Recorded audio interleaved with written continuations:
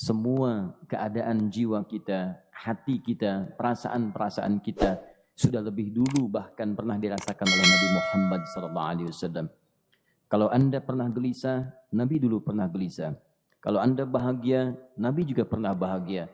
Kalau Anda merasakan kekhawatiran, Nabi dulu pernah khawatir. Dan miniatur kehidupan kita sudah dicontohkan dalam perjalanan kehidupan Nabi Muhammad SAW agar kita bisa belajar mengatasi problematika kehidupan. Allahu Akbar, kalau beliau tidak diutus oleh Allah, kita tidak tahu bagaimana cara menyelesaikan pemetaan kehidupan kita hingga dengan saat ini.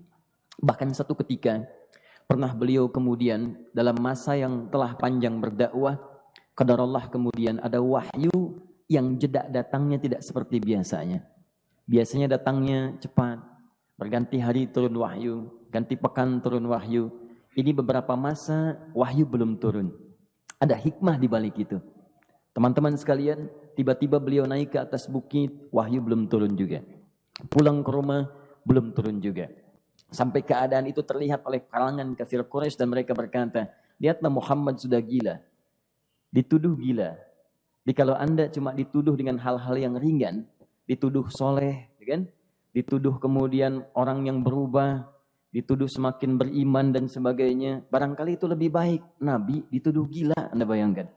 Tuh Muhammad sudah gila. Muhammad sudah ditinggalkan oleh Tuhannya. Muhammad sudah kehilangan pegangannya. Muhammad sudah tidak punya orientasi. Orangnya sudah enggak jelas, bolak-balik tidak karuan. Naik ke atas bukit seakan-akan orang yang frustasi dan seterusnya. Tapi tahukah Anda apa yang terjadi?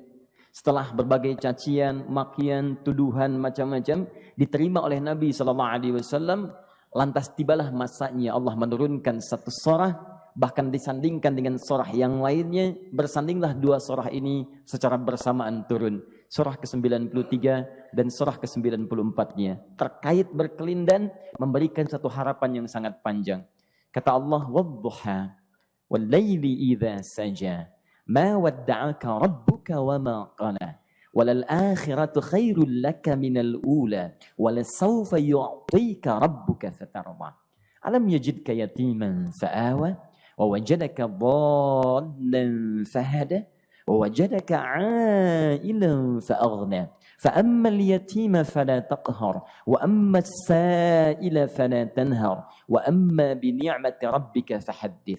Ya Muhammad, saya bersumpah dengan waktu duha.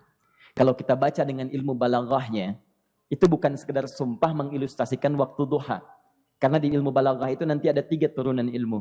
Ada disebut ilmu ma'ani, ilmu mencari kata-kata sehingga ungkapannya sesuai untuk disampaikan. Mana kata-kata yang tepat untuk disampaikan dalam konteks yang ingin dibicarakan. Itu ma'ani namanya. Kemudian setelahnya ada ilmu bayan. Bagaimana mengemas kosakata yang bagus ini sehingga bisa disampaikan dengan jelas. Orang tidak bingung menerimanya, paham maksudnya. Kemudian setelah itu kadang-kadang jelas kalimatnya, tapi kedengarannya tidak indah. Woi, rapatkan, woi, apa belum paham juga? Rapatkan saf. Nah, memang jelas, tapi nggak ngenakin. Maka bagaimana caranya disampaikan dengan jelas, tapi hati kita terasa nyaman. Memuji terasanya nyaman diserahkan kepada Allah, tapi ada kebahagiaan. Disampaikan tidak terasa tergurui, diperintahkan serasanya diberikan jalan untuk mendapatkan kebaikan. Maka yang ketiga disebut dengan ilmu badi' namanya.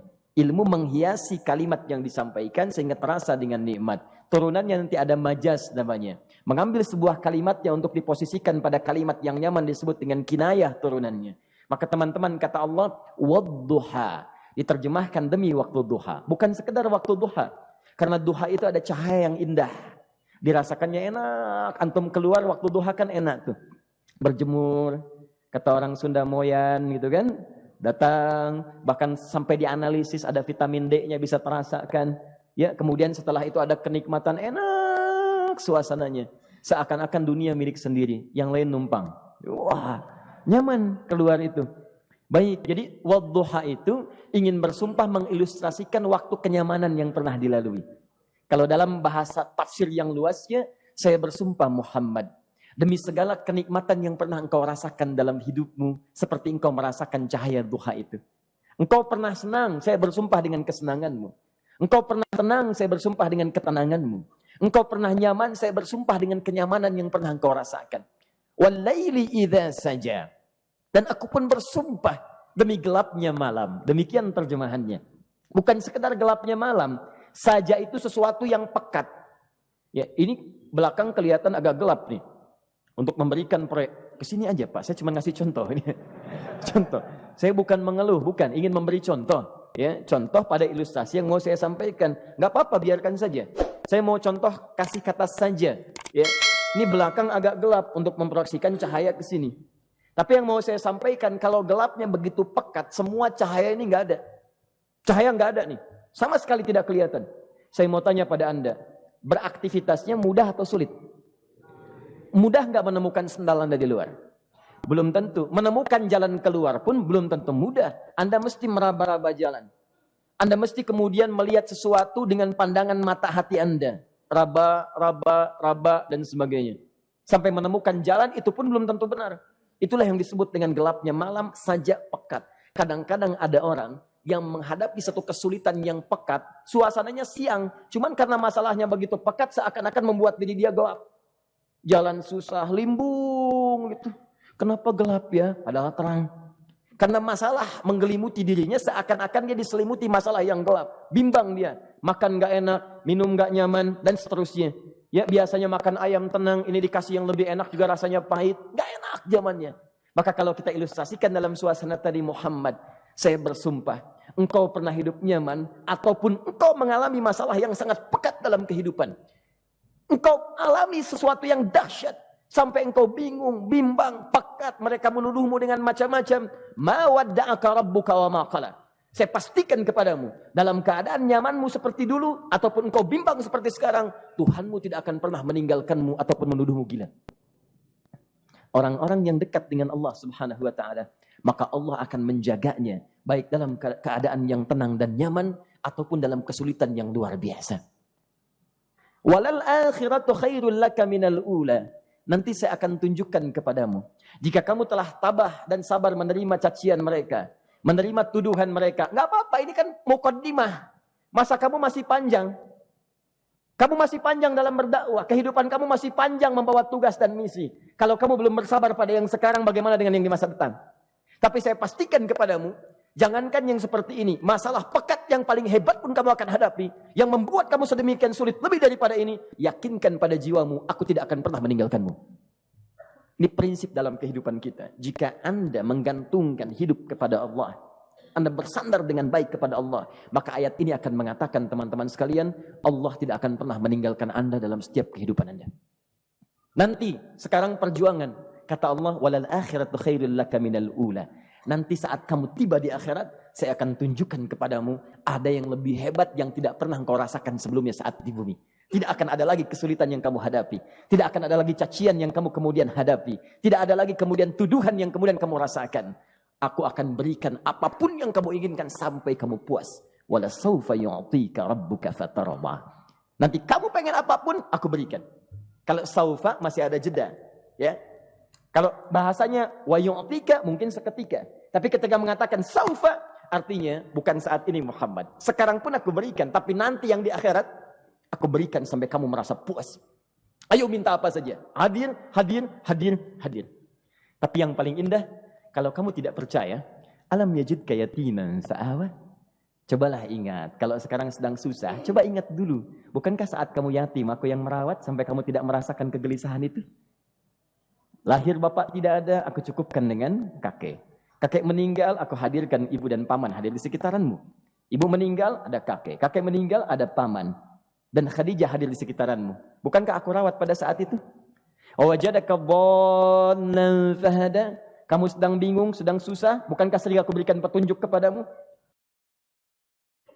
Wajadaka ailan fa'aghna. Kamu merasakan kesulitan, lahir dalam keadaan yatim, tidak ada pendukung, maka aku jadikan kaya. Bukankah saat kamu menikah dengan Khadijah, aku tambahkan lagi pendukung untuk misi dakwahmu? Ini pesan dalam Al-Quran. Kalau Anda sedang merasa susah, kalau ingin menenangkan diri, ingat-ingat yang baik-baik yang dulu. Kalau Anda sedang jatuh dalam bisnis, ingat-ingat saat Anda meningkat dalam bisnis Anda. Allah tidak pernah tinggalkan Anda. Mungkin ini ujian untuk membuat Anda lebih hebat lagi di masa depan. Kalau Anda tidak tahan bantingan yang sekarang, bagaimana Anda bisa mengatasi pelintiran yang akan datang? Karena dalam kehidupan bukan cuma dibanting.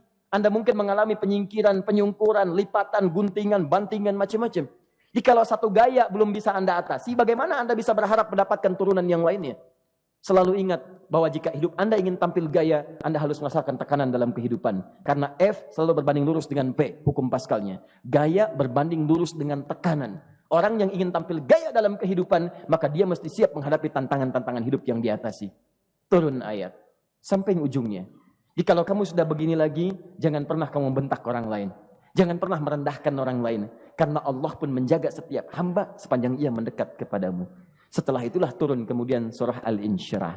Alam nashrah lakas sadrak. Antum kenal Nabi Musa? Baik. Tapi agak lumayan lah. Tadi saya di Soreang kenal Fir'aun. Di sini Musa. Baik, alhamdulillah. Perhatikan ya, dahsyatnya pemberian Allah kepada Nabi Muhammad SAW. Nabi Musa alaihi salam, dan sering kali kita bacakan untuk memohon kepada Allah. Rabbi syrahli sadri. Perhatikan baik-baik. Ini keunggulan Nabi Muhammad SAW dibanding Nabi Musa alaihissalam. Dua-duanya Nabi, Rasul, tapi masing-masing punya keistimewaan. Musa, Nabi, berdakwah, memohon kepada Allah kelapangan hati. Rabbi syrahli sadri. Ya Allah, tolong lapangkan hatiku nih. Kenapa mesti lapang? Karena pasti Musa merasakan nih. Saya tahu betul karakter Fir'aun. Belum apa-apa sudah memaki. Kalau orang yang hatinya tidak lapang, tidak akan tahan dengan makian, keluarlah kemudian balasan yang tidak digambarkan sebelumnya. Fir'aun itu kasar. Kasarnya bukan sekedar kasar, bahkan saking kasarnya bisa berujung pada eksekusi kematian. Saya contohkan tadi di sore yang ini, saya nggak suka dengan rambutnya nih, kata Fir'aun. Bukan nyuruh nyukur mas, tolong pisahkan kepala dari badannya. Gitu gayanya tuh, Fir'aun. Ya. Bukan nggak ngenakin, susah dengan Fir'aun itu. Jadi kalau belum apa-apa datang Musa ke situ, hatinya tidak seluas samudra, hatinya tidak lapang, cuman seluas gelas, tidak akan sabar menerima cacian Fir'aun. Begitu datang dicaci, dasar anak gak tahu diri, gak tahu malu, sudah saya rawat begini. Ya Allah, saya bosan dengarnya, matiin aja sekarang. Musa Nabi berdoa dikabulkan. Cuman kalau Fir'aun kemudian ajalnya misal wafat pada saat itu, tidak akan jadi contoh kepada kita untuk kekinian. Bagaimana orang yang bebal untuk bertobat kepada Allah Subhanahu wa ta'ala. Bagaimana penyimpangan dalam kedudukan. Bagaimana dia kemudian akrab dengan pengusaha yang gelap. Di pengusaha gelap berpartner dengan penguasa zalim. Sudah ada dari dulu. Pengusahanya disebut dengan Qarun. Kemudian mohon maaf, ya, yang pemimpinnya disebut dengan Fir'aun. Tokoh intelektualnya disebut dengan Haman. Makanya cerita ini komplit di Quran. Sudah ada. Di setiap persoalan dalam kehidupan masyarakat disebabkan tiga hal yang berkolaborasi. Kalau bukan penguasa zalim, berpartner dengan pengusaha gelap, ditopang oleh intelektual yang sembrono. Itu persoalan. Jadi kalau ada sekarang intelektual menyalahgunakan kepintarannya, dia terlambat, sudah ada Haman dulu. Dan gak usah bersaing, dia bisa bikin piramida, Anda belum tentu bisa membuatnya. Kalah Anda, masih kalah hebat. Ya, jadi kalau dititipkan sesuatu jangan disimpangkan. Yang ingin saya sampaikan, Musa mengatakan Rabbi syrah li sadri. Nabi berangkat berdoa dikabulkan oleh Allah. Nabi Muhammad belum minta turun ayat. Alam nashrah laka sadrak. Yang ini minta Rabbi syrah li sadri. Nabi Muhammad alam nashrah laka sadrak. Muhammad mulai dari peristiwa sehingga engkau akan lebih sabar lagi menerima tantangan-tantangan dakwah. Mulai sejak itu jangankan dimaki, dilempar batu di Taif. Dari Mekah pergi ke Taif dengan Zaid kemudian. Sampai di Taif mendapatkan sesuatu yang tidak dibayangkan sebelumnya. Kalau cuma dihentikan saat mengajar, wajar. Ini dilempari batu. Anda bayangkan? Bisa kebayang nggak? Lempari batu tuh. Dilempar. Zaid jadi tameng, berdarah-darah, kemudian mundur. Mundur, beristirahat di bawah tepian pohon. Begitu beristirahat, datang malaikat penjaga dua gunung. Turun malaikat dengan kesal mengatakan, Ya Rasulullah, mud yadaika ilas sama. Ya Rasulullah, angkat tanganmu ke langit. Minta kepada Allah, aku angkat dua bukit di Taif, aku himpit keduanya mereka. Aku himpit penduduk Taif dengan dua bukit itu. Apa jawab Nabi? Karena sudah mendapatkan kelapangan, ketenangan, belajar dari peristiwa-peristiwa tadi, indah jawabannya. Lah, katanya, tolong jangan lakukan. Innahum qaumun la ya'lamun. Mereka belum paham saja. Mereka belum mengerti. Tolong jangan lakukan. Aku bermohon kepada Allah. Boleh jadi nanti di masa depan akan ada hamba-hamba terbaik yang lahir dari bumi Taif ini. Kemudian beliau berkata, Rabbi, ina man takilluni, a ila qaribin yu'limuni. Am ila ba'idin yu'dhini fa ana radin ma lam taghdab ilayya. Ya Allah, Kemana lagi engkau akan utus aku untuk berdakwah setelah peristiwa ini? Apakah tempatnya lebih dekat aku jangkau sekarang, tapi di situ aku akan disakiti lagi? Ataukah jaraknya masih jauh, tapi di tempat itu aku akan dizalimi lagi? Aku ridha ya Allah dengan itu semua, asalkan engkau tidak marah kepadaku. Asalkan engkau tidak marah kepadaku. La haula wala quwata illa billahil aliyil azim. Begitu kelapangan itu muncul, ridha dengan ketetapan dan siap, tabah, kuat, hadir dalam jiwanya. Tiba-tiba turun undangan, tunaikan Isra dan Mi'raj. Diangkat statusnya, naik mendekat kepada Allah Subhanahu wa taala. Dihilangkan bebannya, wa wada'na anka wizrak alladzi anqadha dhahrak. Itu hikmah, teman-teman.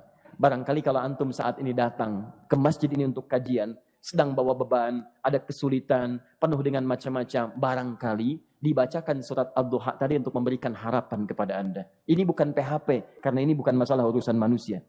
Ini adalah janji yang tidak akan pernah diingkari. Innallaha la yukhliful mi'ad. Kata Allah, Anda punya masalah, ingat suasana tenang pada masa lalu. Bukankah saya memberikan ketenangan kepadamu? Mendekat kepada saya, Anda bersabar, yakinkan bahwa ujian yang saya berikan saat ini sesungguhnya untuk membuat kamu lebih hebat di masa depan.